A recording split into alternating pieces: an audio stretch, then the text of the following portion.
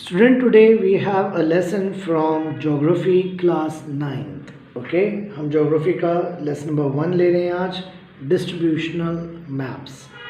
ये SS2 Geography है. Okay, तो ज़्यादा बड़ा लेसन नहीं है, हो सकता है हम एक ही वीडियो बना लें इसकी और आप इसको फिर करें. मैं आपको पहले बता दूं कि ज्योग्राफी हो या साइंस हो, साइंस SS में हम मेन टेक्स्ट का कंटेंट पढ़ेंगे. ज़्यादा कोई एक्स्ट्रा जो असाइनमेंट वर्क आता है वो हम सेपरेट वीडियो बना के सेपरेटली करेंगे. ओके, पहले हम एक्चुअल टेक्स्ट में प्रेजेंट क्या है, हमारे सिलेबस का कंटेंट क्या है, पहले हम उसको जानेंगे. फिर एक्स्ट्रा मैप और एक्स्ट्रा डायग्राम और एक्स्ट्रा कोई चार्ट, फ्लो चार्ट हम सब प्रैक्टिस कर सकते हैं. तो ये बात माइंड में रखिए कि एक्स्ट्रा काम होगा बट उसको हम सेपरेट असाइनमेंट में करेंगे और पहले हम टेक्स्ट कंटेंट को समझेंगे. सब कुछ मिक्स कर दोगे तो आप ही कंफ्यूज हो जाओगे उससे. ओके, चलिए let's start. Page number 1 geography. Distribution map में लिखा हुआ है कि आपने डिस्ट्रिक्ट और स्टेट और कंट्री के मैप्स की अर्लियर क्लासेस में भी स्टडी की है. Main aim of the maps is to show the location of the place. जो मेन एम होता है मैप का वो होता है to show the location of a place and distribution of variables. अभी वेरिएबल्स क्या होते हैं ये अभी आने ही वाला है आगे. ओके, डिस्ट्रीब्यूशन ऑफ वेरिएबल्स में आपका टेम्परेचर, रेनफॉल, पॉपुलेशन, ये सब वेरिएबल्स होते हैं. Some maps are prepared with special themes. कुछ स्पेशल थीम, खास थीम के लिए कुछ मैप्स बनाए जाते हैं. इसको आप थीमेटिक मैप्स कहते हैं. और variables in a region as shown है, आप देख सकते हैं. Okay, distribution of temperature, rainfall, population is shown on the map according to the data of these variable. Maps are useful to explain the distribution of these variable. मतलब आप किस जगह कैसे टेम्परेचर होता है, रेनफॉल कैसे होती है, वहाँ की पॉपुलेशन कैसी है, etc. There are many variables. तो उसको आप मैप्स हेल्प करता है, आपको यूज़फुल है मैप कि आप उस वेरिएबल्स को एक्सप्लेन कर सकें किसी भी पर्टिकुलर रीजन के. To draw the distributional maps we need statistical data. लेकिन मैप्स बनाने के लिए आपके पास statistical datas होने चाहिए. Distribution can be shown in the 3 following ways. 3 ways में आप अपने मैप्स, जो डिस्ट्रीब्यूशन ऑफ मैप्स है उसको शो कर सकते हैं. सो ये 3 मेथड्स हैं. एक है डॉट मेथड, एक का नाम है कोरप्लिथ मेथड और एक का नाम है आइसोप्लिथ मेथड. ओके, तो बस यही लेसन है ऑल और इसी में लेसन एंड हो जाएगा आपका. First method is dot method. Okay, a dot map is prepared using statistical data. While preparing dot maps only data gathered through counting is used.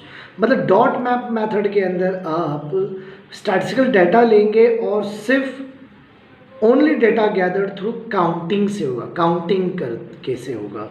The way a variable is distributed throughout the region the dots are used. मतलब जिस reason में जिस भी variable के लिए आप उसे बना रहे हैं आप उसकी काउंटिंग को डॉट से रिप्रेजेंट करेंगे. Okay, the dots are used to show its distribution. मतलब डॉट से आप डिस्ट्रीब्यूशन शो करेंगे. ये रहा आपका डॉट. ओके, ये डॉट्स हैं. इस डॉट डॉट बना के आपने डिस्ट्रीब्यूशन शो किया है. अब कहीं बहुत ज़्यादा डेंस है तो वो क्लोज भी है डॉट्स और कहीं पर फिर स्कैटर्ड है, जैसे भी आपको ये. तो जब आप किसी भी वेरिएबल की स्टडी करते हैं और उसे आप काउंट करने के बाद डॉट से रिप्रेजेंट करेंगे. For example population of a region, of cattle, etc. To show the distribution through a dot method the value of dot has to be determined. लेकिन अगर आप डिस्ट्रीब्यूशन शो कर रहे हैं डॉट से, डॉट की वैल्यू डिटरमाइंड होनी चाहिए. Okay, to do that the lowest and the highest value of a given variable in a region are taken into consideration. तो आप क्या करते हैं, उस रीजन की सबसे लोवेस्ट वैल्यूज़ को और हाईएस्ट वैल्यूज़ को ओके काउंट कर लेते हैं, डिटरमाइन करते हैं. Accordingly we need to consider the size of the dot. फिर हमें साइज ऑफ अ डॉट को भी कंसिडर करना है, डेंसिटी ऑफ वेरिएबल को भी करना है कि वो जहाँ डॉट आप प्रेजेंट कर रहे हैं आप उस डेटा को रिप्रेजेंट कर रहे हैं डॉट मेथड से और डॉट मैप से. ओके, तो वहाँ पर उसकी डेंसिटी क्या है, ओके, या स्केल ऑफ द मैप क्या है. The number of the dots to be given for the value of the variable in each sub administrative unit need to be decided first. सबसे पहले आपको डिसाइड करना है कि नंबर ऑफ डॉट्स को आप किस तरह से रिप्रेजेंट करेंगे, कितने कितने नंबर ऑफ डॉट्स को आप कैसे रिप्रेजेंट करेंगे. Following precaution should be taken while using the dot method. Dot method use करते वक्त आपको कुछ प्रिकॉशंस रखनी है, जैसे कि the size of the dot should be uniform, मतलब आपका जो डॉट का साइज है वो एक जैसा यूनिफॉर्म होना चाहिए. The distribution of physiography, water sources, transport system of a region should be considered. मतलब उसकी फिजियोग्राफी कैसे उस रीजन की, वाटर सोर्सेज क्या है, ट्रांसपोर्ट सिस्टम क्या है ऑफ अ रीजन, ये आपको कंसिडर करना चाहिए while placing dots on a map. किसी भी मैप पे डॉट्स प्लेस करते वक्त, okay. While showing a population distribution, rural population is shown by dots and the circle are used to show urban population. मतलब जब आप पॉपुलेशन को show करते हैं तो रूरल एरिया को शो करने के लिए आप डॉट्स का यूज़ करते हैं और अर्बन के लिए आप सर्कल्स बनाते हैं. The dot method is most suitable है फॉर दैट वेरिएबल्स. तो इस वेरिएबल के लिए डॉट मैथड ज़्यादा सुटेबल है, which is freely scattered across the region. खासतौर पे जो चीज़ freely scattered across the region, तो आप डॉट से उसको बेटर रिप्रेजेंट कर पाएंगे. पीछे की एग्जाम्पल भी होगा. सी, ये एग्जाम्पल है अमरावती, ओके, डिस्ट्रिक्ट का. तो आप देख सकते हैं किस तरह से इसे डॉट बनाएं. बिल्कुल स्मॉल डॉट जो हैं, ओके, रूरल एरियाज़ के लिए each dot represent 10,000 population, okay. और population of the main cities में 50,000 के लिए डॉट अलग है, 1 लाख के लिए अलग है, 2 lakhs और 5 lakhs. मतलब सर्कल बना रखा है इसने फॉर सिटीज़, ओके, और रूरल एरियाज़ के लिए डॉट्स हैं. तो ये डिस्ट्रीब्यूशन है, ठीक है ना. इस तरह से आप डॉट से रिप्रेजेंट करते हैं, ओके. अब नेक्स्ट आपको आ रहा है क्रोप्लिथ मैप्स, जिसका डायग्राम ग्राफ नीचे आप देख सकते हैं. इस तरह से आप इसमें कलर्स और से टिंट्स और कलर से रिप्रेजेंट करते हैं. इसे कोई डार्क कलर है, फिर लाइट कलर है.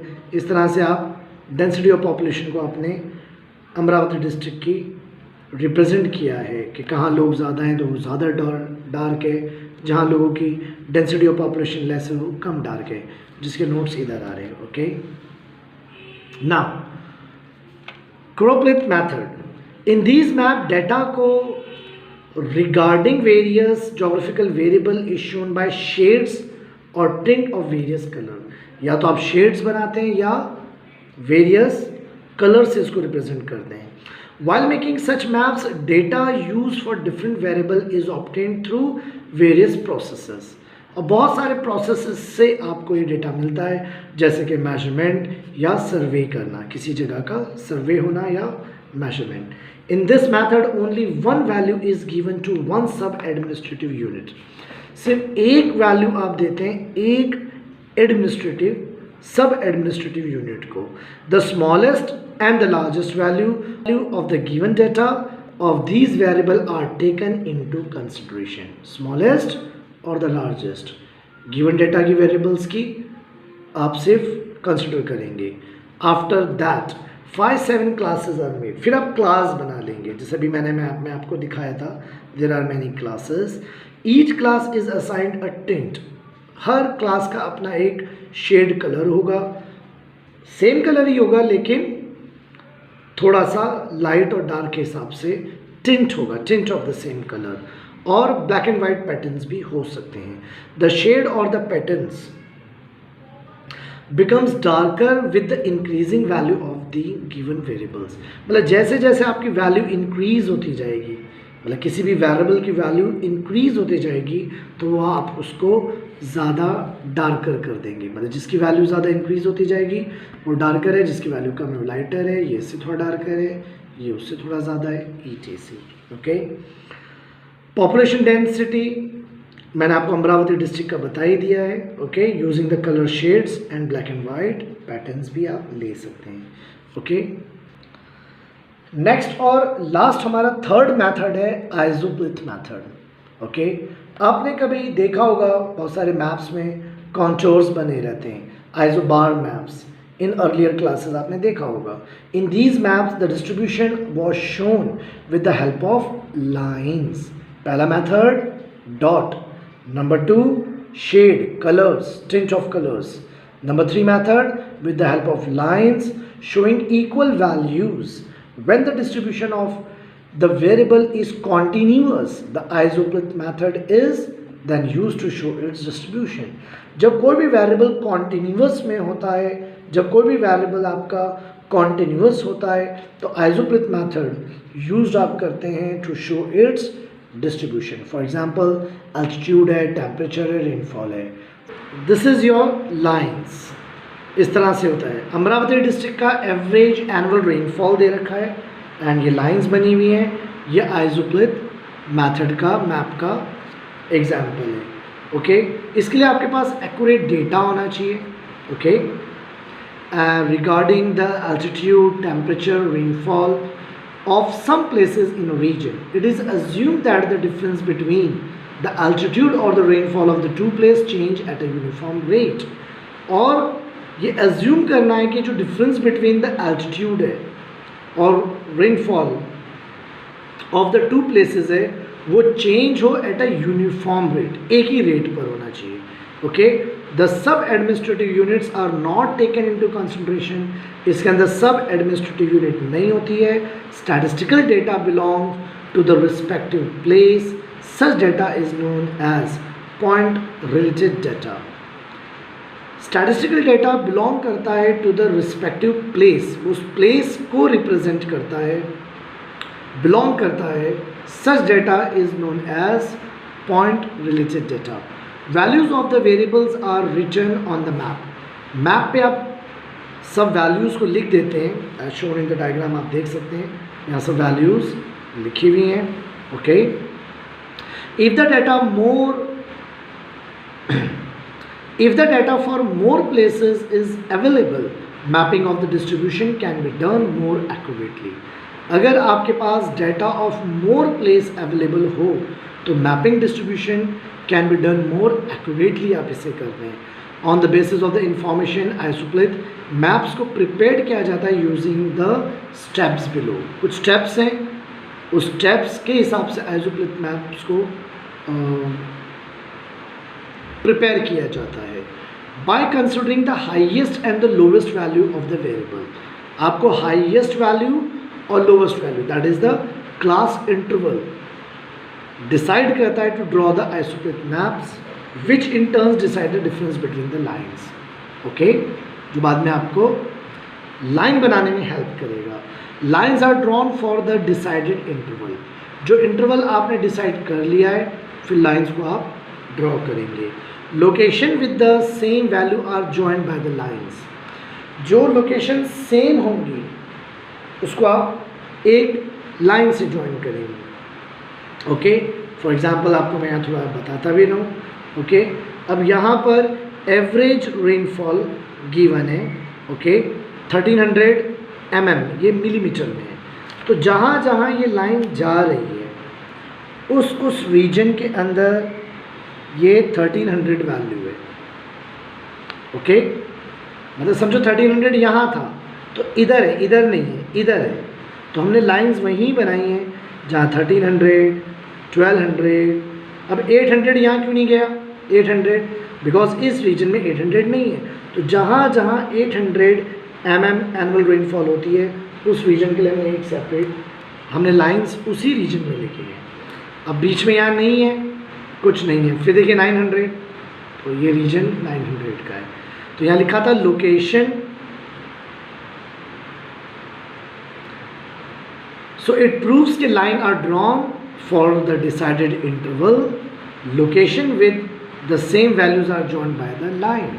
आप उसको एक लाइन से join करते हैं. Following conclusion are drawn on the basis of the maps.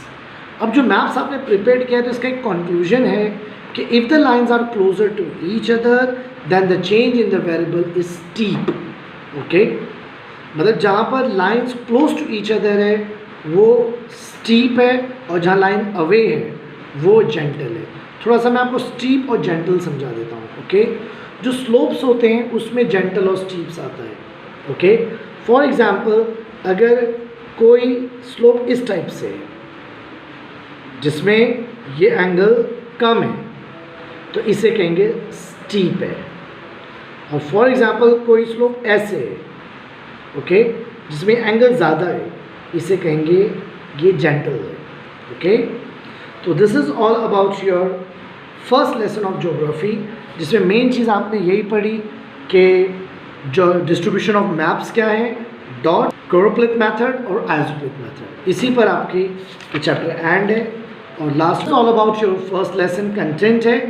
Extra maps के लिए ना परेशान हो, मैप्स के लिए मैं सेपरेट आपको लेक्चर दिए जाएंगे, सेपरेट वीडियोस बनाई जाएंगी या लेक्चर दिए जाएंगे फॉर मैप्स और other assignment activity. Okay, thank you.